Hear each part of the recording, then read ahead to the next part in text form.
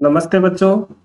आज की इस क्लास में हम कक्षा 6 की गणित की प्रश्नावली 3.7 के 1 से 6 तक के सवालों को हल करेंगे। इससे पहले के वीडियो में हम 3.6 तक के प्रश्नावली के सवालों को हल कर चुके हैं। यदि आपने वो वीडियो नहीं देखे हैं तो उनका लिंक आपको आई बटन और डिस्क्रिप्शन में मिल जाएगा, वहां से आप उन वीडियो को देख सकते हैं। ये वीडियो शुरू करें उससे पहले आप इस वीडियो का लिंक अपने अन्य साथियों को भी शेयर कर दें, जिससे उनको भी इसका लाभ मिल सके। और वीडियो पसंद आए तो इसे लाइक करें। और यदि आप चैनल पर पहली बार आए हैं तो इस चैनल को सब्सक्राइब कर बेल आइकन के ऑल बटन को अवश्य प्रेस कर लें, ताकि चैनल पर अपलोड होने वाले प्रत्येक वीडियो की सूचना आपको मिलती रहे। तो चलिए शुरू करते हैं आज की क्लास और हल करते हैं एक एक सवाल को।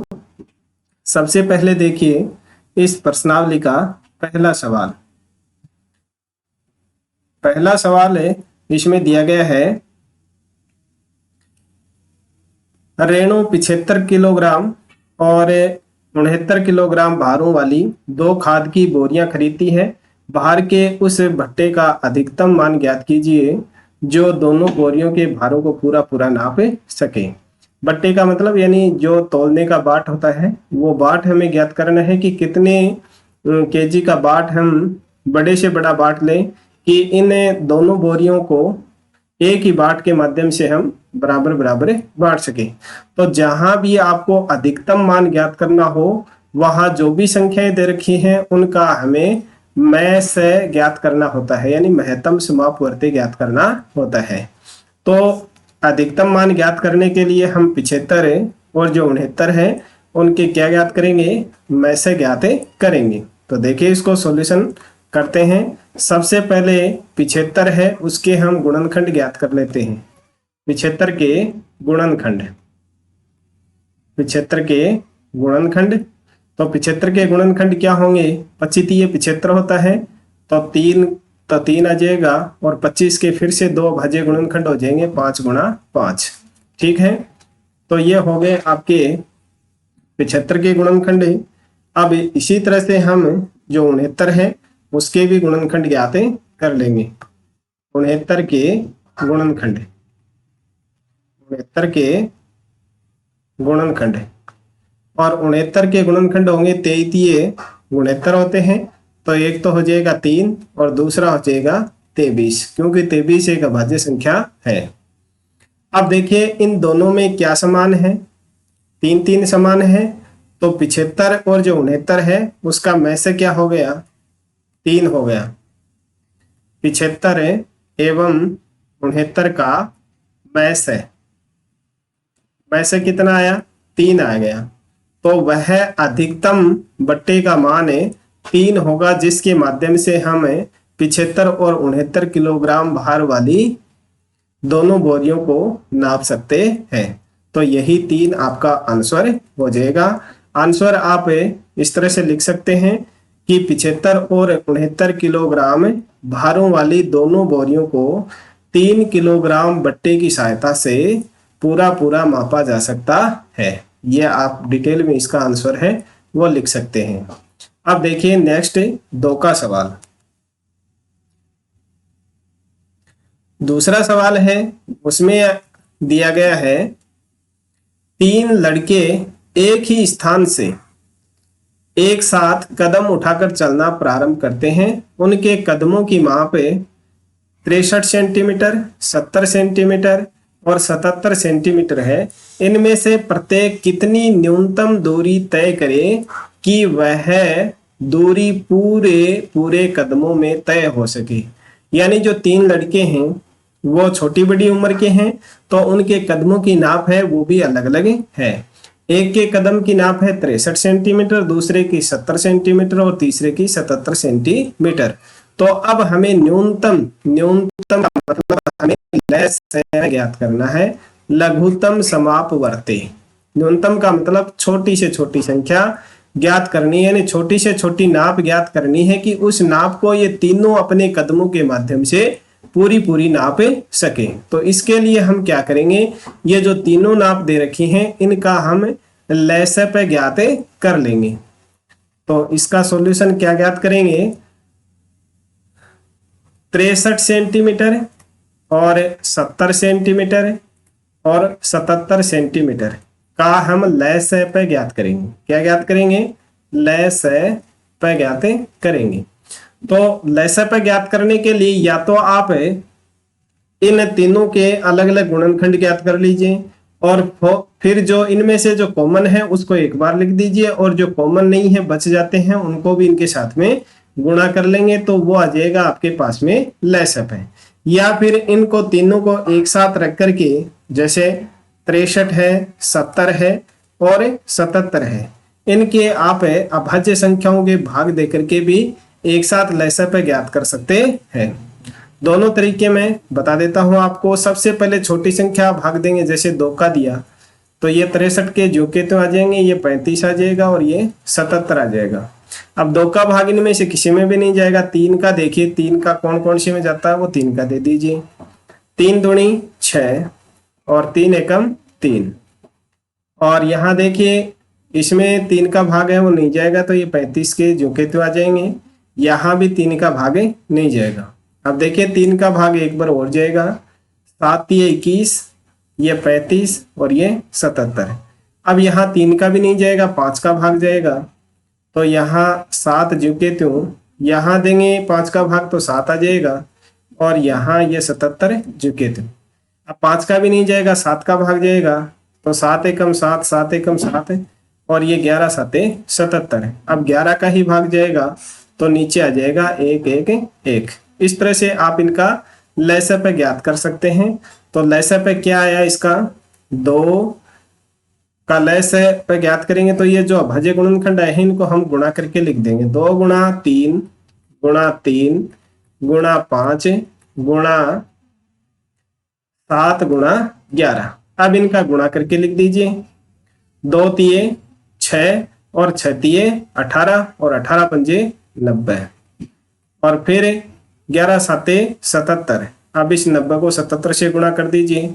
ये 0 जो का त्यों आ जाएगा और 9 7 63 है, असल की 6, 9 7 63 है, 63 और 6 हो जाएगा 69।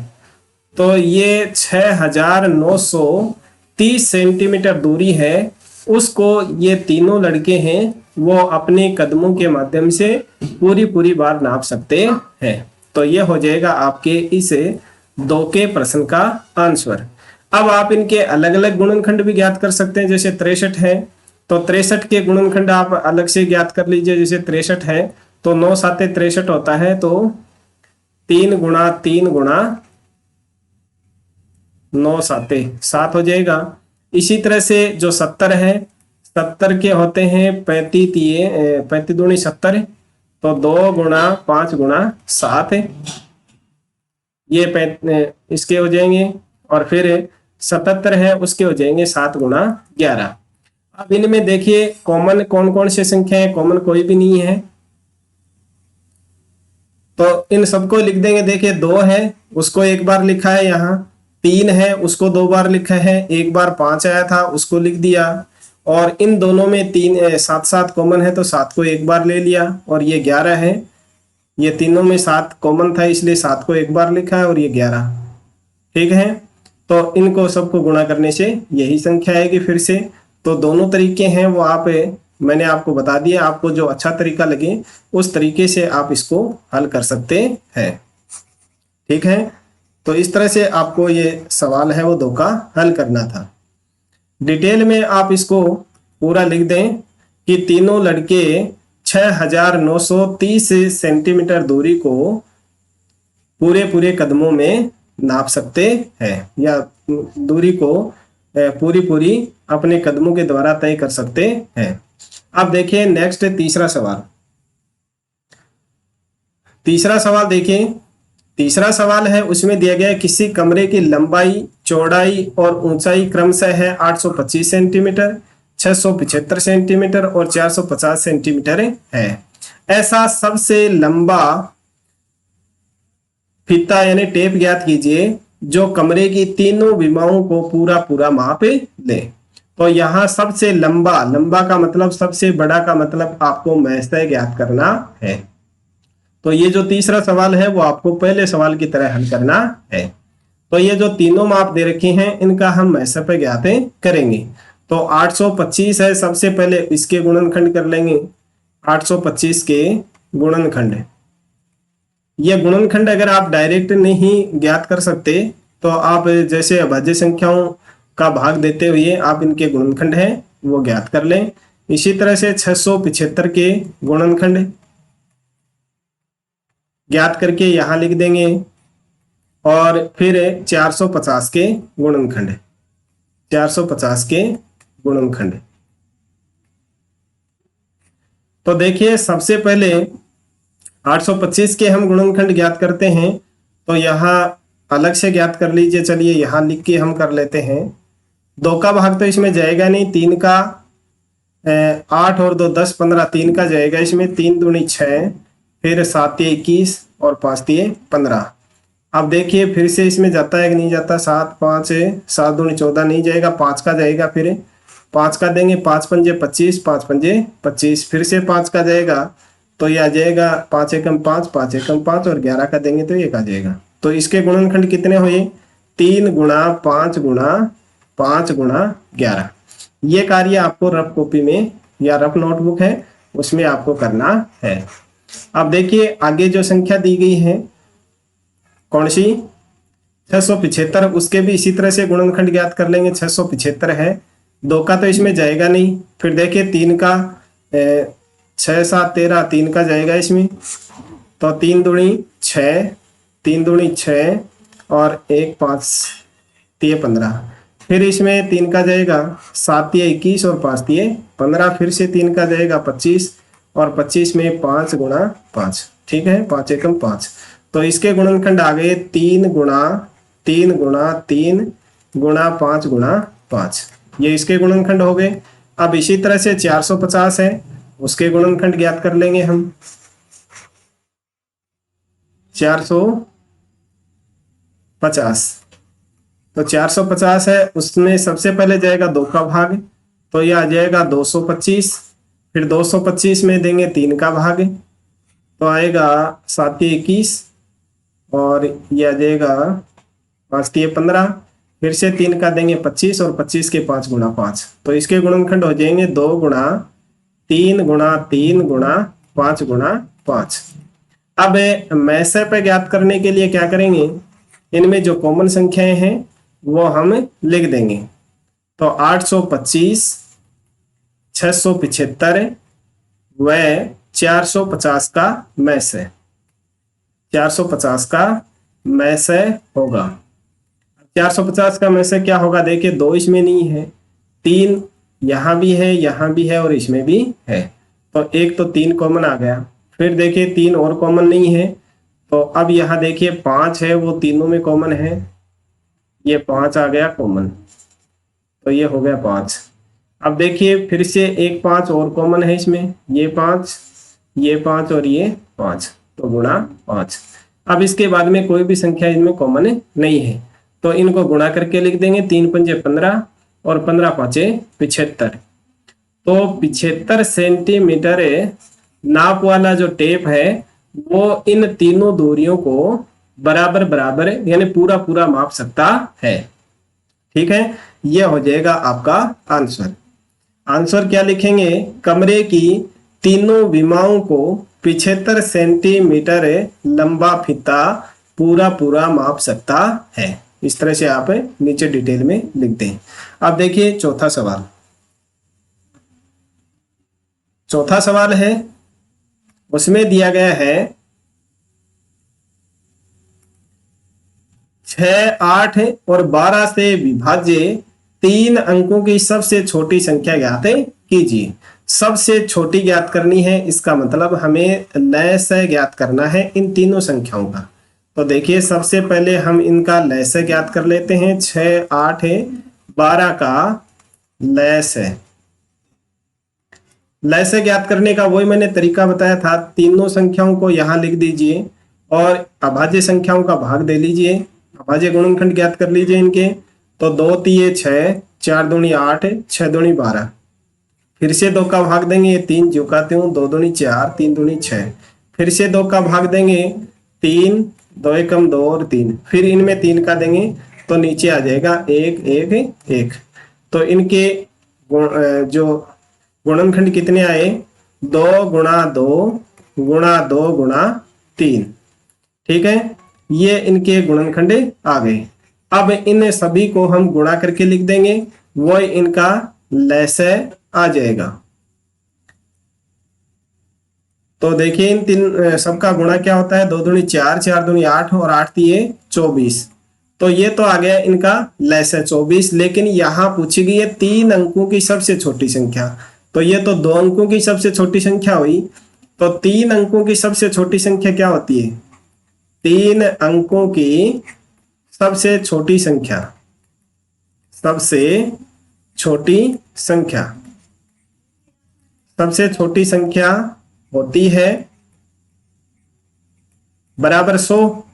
अब देखिए 100 में इस 24 का भाग देकर के देखिए, अगर पूरा पूरा जाता है तो ये 100 है, वही 3 अंकों की सबसे छोटी संख्या हो जाएगी जो इन तीनों से विभाजित होगी। वरना फिर हम बताते हैं, देखिए 24 चौके 96 और 24 पंजे 120।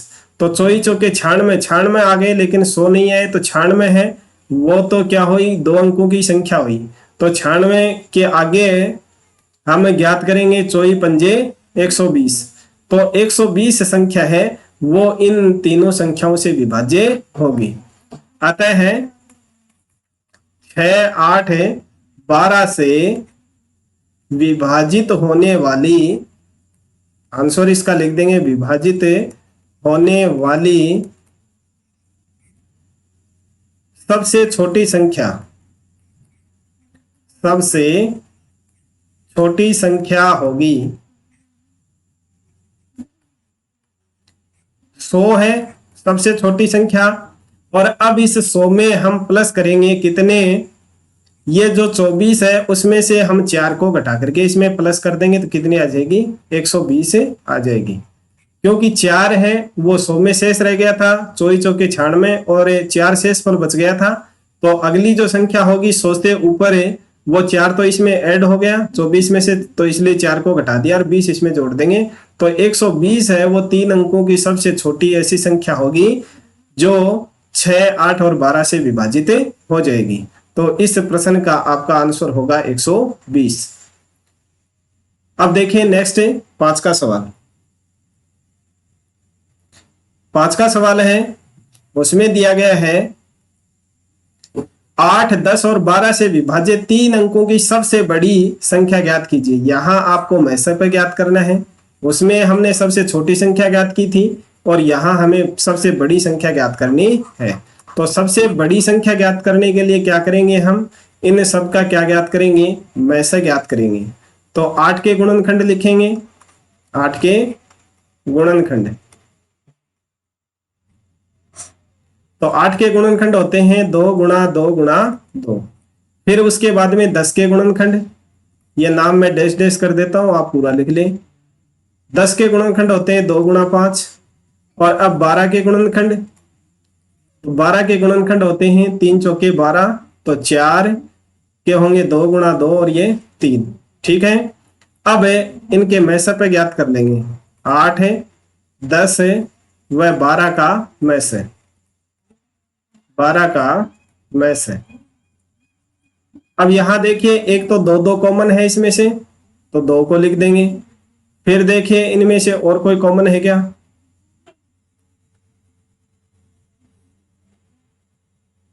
10 और 12, यहां और कोई कॉमन इसमें नहीं है। 8, 10 और 12 से विभाजित 3 अंकों की सबसे बड़ी संख्या ज्ञात कीजिए। सबसे बड़ी संख्या ज्ञात करनी है तो यहां भी इनका क्या ज्ञात करेंगे, हम लसाय पर ही ज्ञात करेंगे, मैसे ज्ञात नहीं करेंगे, लसाय ही ज्ञात करेंगे।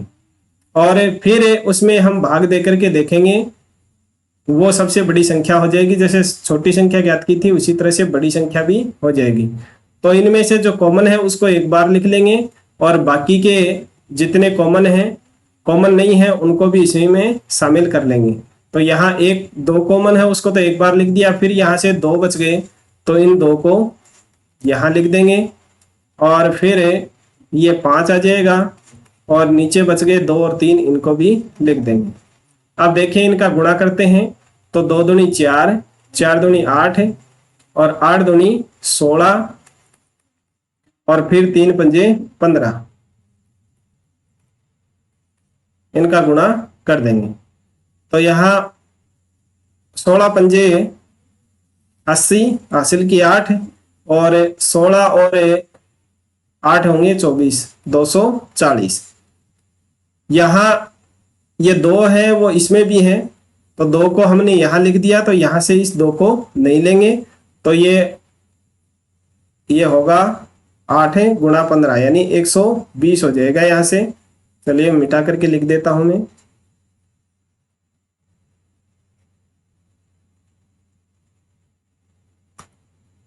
यह हो जाएगा 8 है और ये 15, 15 8 120, तो इनका लसाअ है वो 120 आ जाएगा। अब यहाँ देखिए 3 अंकों की सबसे बड़ी संख्या क्या होती है?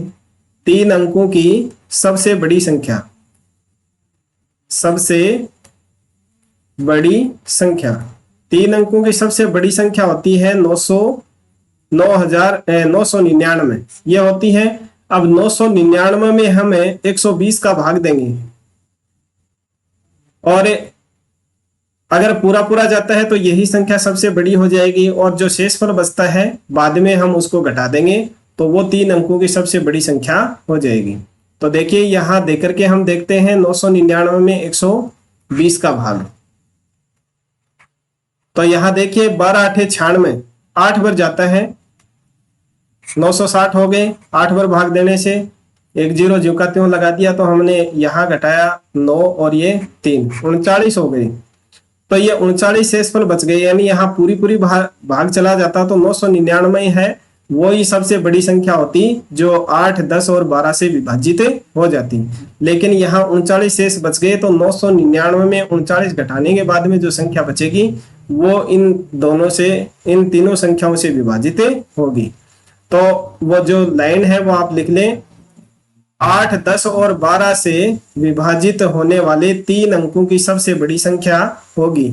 मैं यहाँ डायरेक्ट लिख देता हूं, 999 माइनस 39 बराबर 960। तो ये 960 है वो 3 अंकों की सबसे बड़ी संख्या होगी जिसको 8, 10 और 12 पूरी पूरी बार विभाजित कर सकेंगे। तो ये हो जाएगा आपके इस 5 के प्रश्न का सवाल। अब देखिए आज की क्लास का अंतिम सवाल यानी 6वां सवाल। 6वां सवाल देखिए, 6वां सवाल है, उसमें दिया गया 3 विभिन्न चौराहों की ट्रैफिक लाइट क्रमशः है 48 सेकंड, 72 सेकंड और 108 सेकंड बाद बदलती हैं। यदि वे एक साथ प्रातः 7 बजे बदलें तो वे पुनः एक साथ कब बदलेंगी? तो इसके लिए हम क्या करेंगे, इनका लसाअ पे ज्ञात कर लेंगे। तो 72, 108 और 48 का हम क्या ज्ञात करेंगे, लसाअ ज्ञात करेंगे।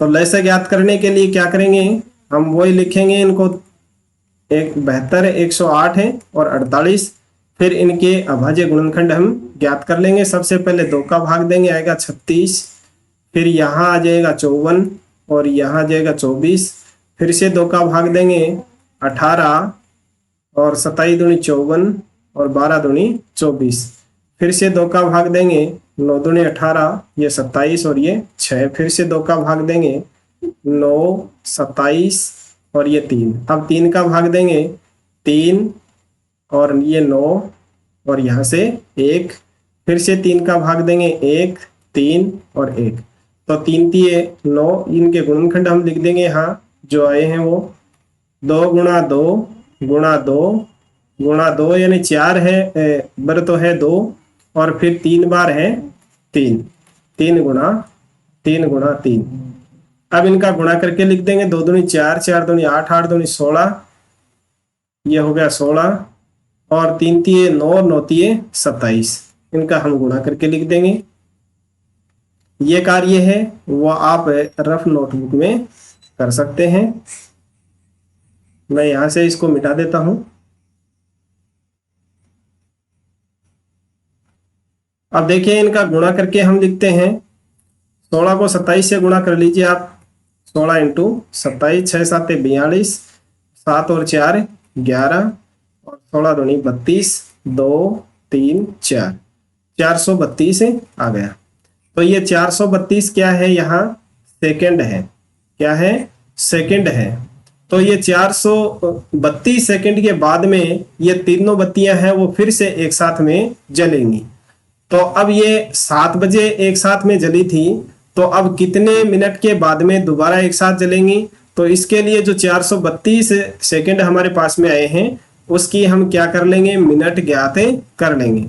तो 432 है, उसमें 60 का भाग देंगे तो हमारे पास में क्या आ जाएंगी, मिनट आ जाएंगी। तो 6 7 42, 7 6 7 42 यानी 420 से आ गया, और फिर क्या बच गई, 12 सेकंड बच गई।